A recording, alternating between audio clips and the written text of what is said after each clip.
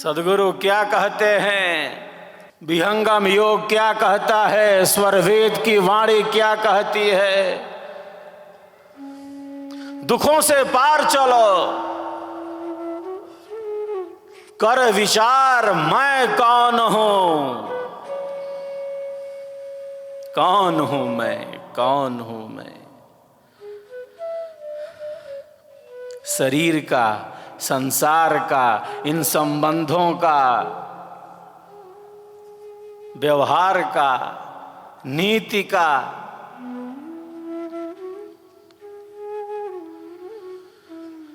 संसार में कोई कितना भी ज्ञान प्राप्त कर ले, जो कुछ भी मन और इंद्रियों के द्वारा प्राप्त किया जा सकता है, कितनी भी उन्नति कर ले, संसार का, इन पदार्थों का, इन संबंधों का सारा ज्ञान रखते हुए, सारा ज्ञान रखते हुए अगर स्वयं का ज्ञान न हुआ, अगर आत्मज्ञान नहीं हुआ, तो जैसे सब ज्ञान अज्ञान के ही समान है। सब ज्ञान जैसे, सारा ज्ञान जैसे अज्ञान के समान है।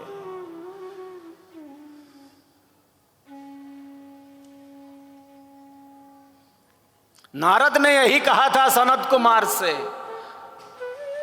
महर्षि मैं चारों वेदों को जानता हूं, वेदांगों को जानता हूं, शिक्षा, कल्प, व्याकरण, निरुक्त, छंद, ज्योतिष जानता हूं,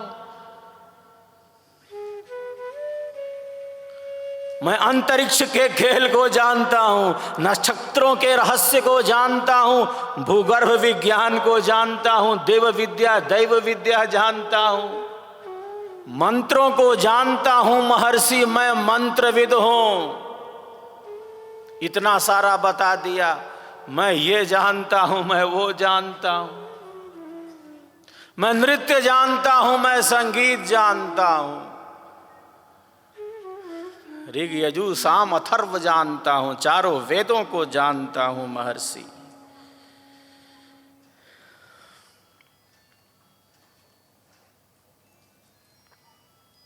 लेकिन महर्षि इतना सब जानते हुए भी, इतना सारा ज्ञान रखते हुए भी मैं क्या हूं, मैं कौन हूं, मैं स्वयं को ही नहीं जानता महर्षि, मैं स्वयं को ही नहीं जानता। इसी आत्मज्ञान की अभिलाषा को लेकर, इसी स्वयं के ज्ञान की इच्छा से मैं आपकी चरण में, आपकी शरण में उपस्थित हुआ हूं महर्षि।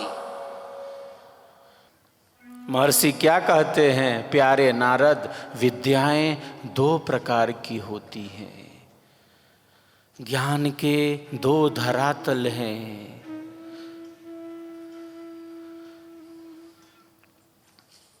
तत्र परा ऋग्वेदो यजुर्वेदः सामवेदो अथर्ववेदः शिक्षा कल्पो व्याकरणम निरुक्तम छंदो ज्योतिस्मृति अथ परायया तदक्षरम अधिगम्यते।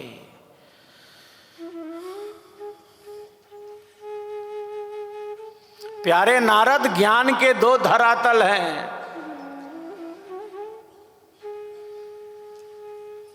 एक अपरा विद्या है और एक विद्या को कहते हैं परा विद्या, ब्रह्म विद्या।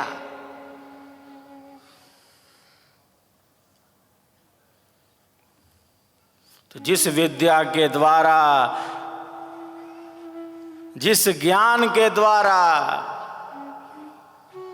अविनाशी पदार्थों का अनुभव होता है, जो विनाशी नहीं है, जो मिटने वाले नहीं हैं, जो नित्य हैं, सदैव है, सनातन है, जो सहज है, निरंतर है, जो आत्म तत्व है, जो परमात्म तत्व है, उसका अनुभव परा विद्या के द्वारा होता है, ब्रह्म विद्या के द्वारा। अथ परायया तदक्षरम अधिगम्यते, ऐसे पदार्थ जो विनाशी नहीं है उसका अनुभव होता है।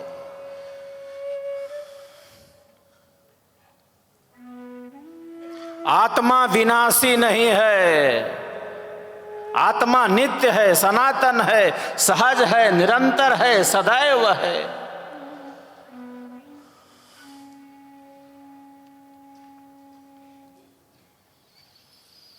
दो प्रकार के पदार्थ हैं, एक जड़ है, दूसरा चेतन है। शरीर जड़ है, विनाशी है। क्यों विनाशी है? क्योंकि यह उत्पन्न होता है।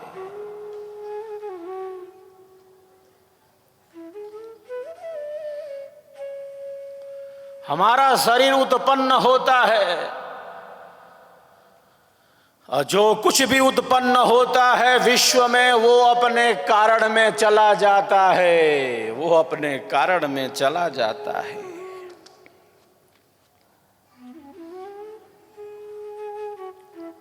हमारे ऋषियों ने कहा 6 प्रकार की गतियां हैं। जायते, अस्ति, वर्धते, विपरिणमते, अपक्षीयते, विनश्यति।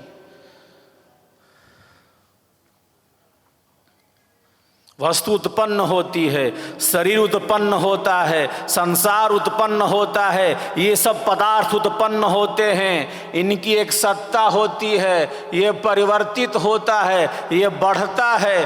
बढ़ बढ़ के बढ़ गया, अब और बढ़ नहीं सकता तो घटना शुरू हो जाता है। बढ़ बढ़ के बढ़ गया, अब और बढ़ नहीं सकता तो घटना शुरू हो जाता है। घट घट के घट गया, अब और घट नहीं सकता, अब और माइनस में नहीं जा सकता।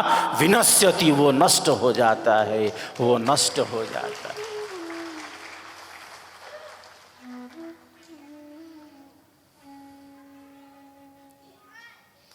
तो शरीर के साथ यही है, और शरीर के साथ यह है, इसका अर्थ है संसार के साथ भी यही है। जो कुछ बाहर दिख रहा है, जैसे जन्म और मरण का क्रम चल रहा है, वैसे ही सृष्टि और प्रलय का क्रम अनादिकाल से चला आ रहा है, अनादिकाल से चला आ रहा है।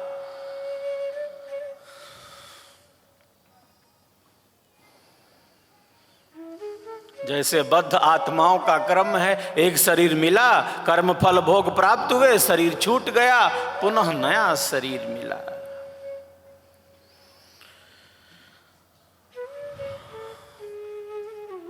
आत्मा नष्ट नहीं होती।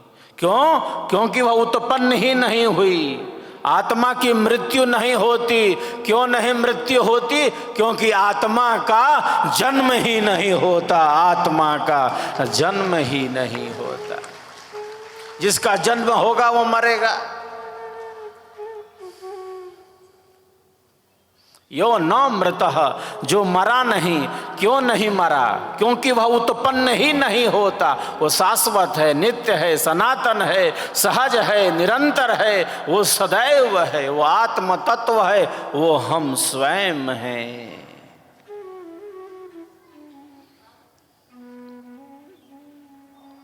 तो शरीर दृश्य है, यह शरीर दिखलाई पड़ता है नेत्रों से। दृश्य शरीर का अदृश्य आधार आत्मा है। शरीर विनाशी है, मिटने वाला है। इस विनाशी शरीर का अविनाशी आधार आत्मा है। शरीर जड़ है, इस जड़ शरीर का चेतन आधार आत्मा है। शरीर भौतिक है। पृथ्वी, अग्नि, जल, वायु, आकाश, इन 5 तत्वों के सहयोग से 6 विकारों को प्राप्त होने वाली ये भौतिक देह उत्पन्न होती है। इस भौतिक शरीर का अभौतिक आधार आत्मा है, हम स्वयं हैं।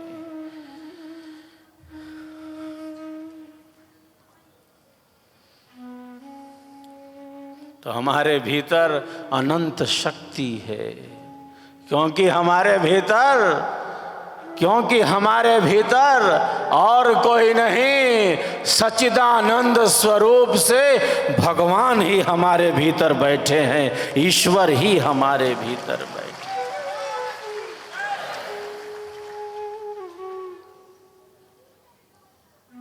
दूध के कण-कण में मक्खन ही मक्खन है। कहाँ है मक्खन? ये तो दूध है। इसमें मक्खन तो दिखलाई नहीं दे रहा है, कण कण में मक्खन है दूध के। मेहंदी के हरे पत्ते में लालिमा छिपी है, मेहंदी के हरे पत्ते में लाली ही लाली है, तिल में तेल है, युक्ति से प्रकट होगा।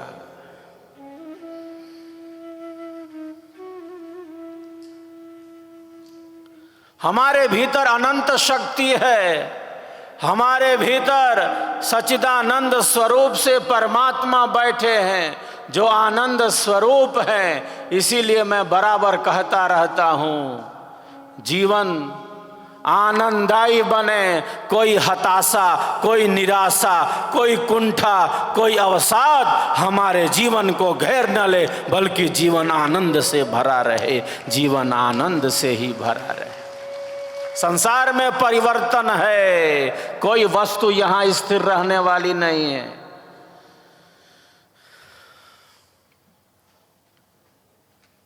लेकिन ये परिवर्तन हमें दुखी बनाते हैं, क्योंकि हमारी दृष्टि केवल बाह्य है।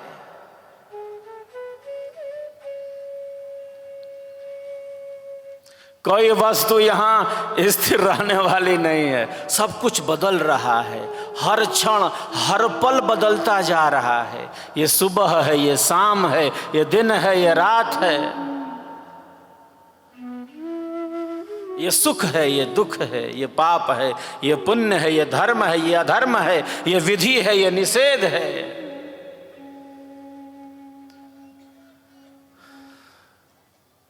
ये जेठ की दोपहरी है, ये सावन की रिमझिम फुहारे हैं। ये संसार है, यहाँ कुछ भी स्थिर नहीं है, सब कुछ बदल रहा है, हर क्षण हर पल बदलता जा रहा है। मित्र प्यारे सोच देखो, मित्र प्यारे सोच देखो, विश्व में क्या नित्य है। दृश्य जो विचित्र भासे, वह सभी अनित्य है, वह सभी अनित्य है। जो आज देखो कल नहीं, जो कल रहा सो अब नहीं। प्रकृति का यह खेल है, प्रकृति का यह खेल है। क्षण क्षण बदलता सब सही, क्षण क्षण बदलता सब सही। परिवर्तन इसका नियम है, कोई वस्तु यहां स्थिर रहने वाली नहीं है।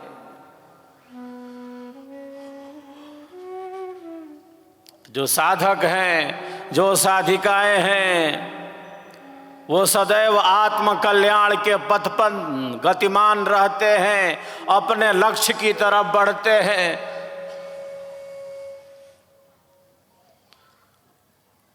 सत्संग इसमें हमारी सहायता करता है। स्वरवेद हमारी आंतरिक शक्तियों को जागृत कर देता है।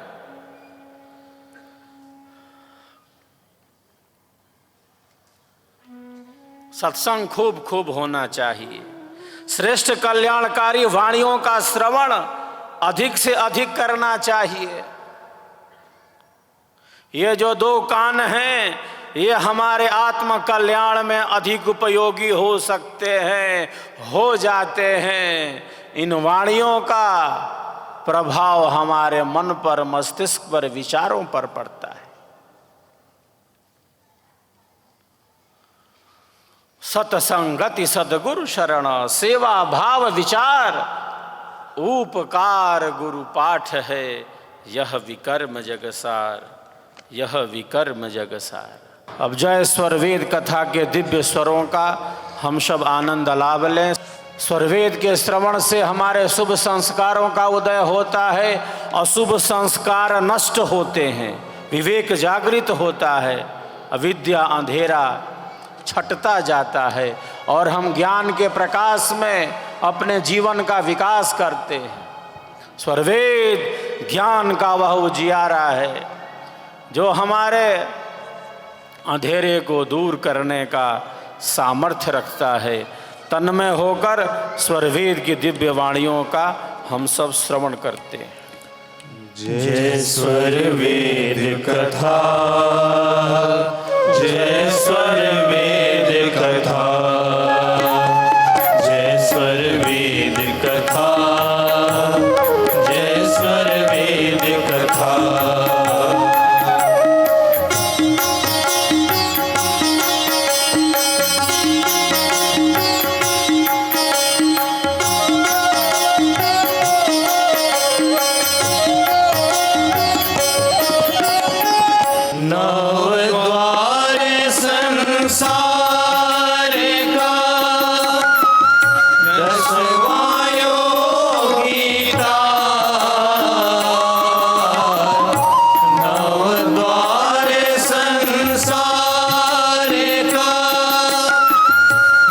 दशवायो गीता एकादश खिड़की बनी शब्द महल सुख सार एकादश खिड़की बनी शब्द महल सुख सार जय स्वर वेद कथा जय स्वर वेद कथा जय स्वर वेद कथा जय स्वर वेद कथा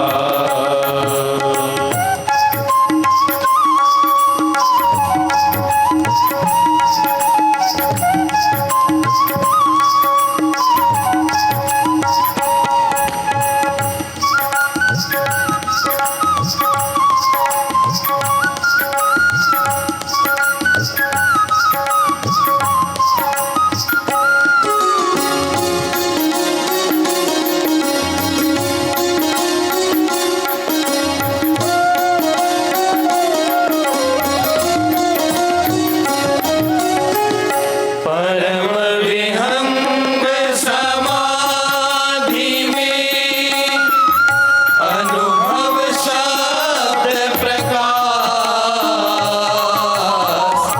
परम विहंग समाधि में अनुभव शब्द प्रकाश जीवन मुक्ति हो सो पंच क्लेश का नाश जीवन मुक्ति हो सो पंच क्लेश का नाश जय स्वर वेद कथा जय स्वर वेद कथा जय स्वर वेद कथा जय स्वर वेद कथा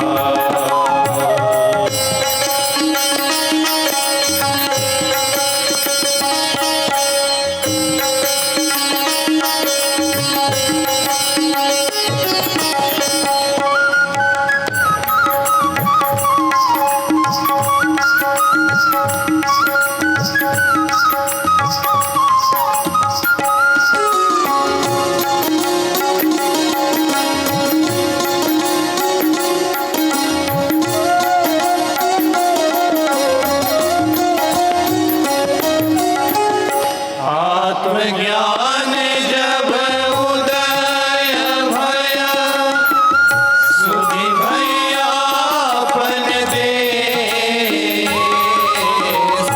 आत्मज्ञान जब उदय भया सुधि भैयापन देश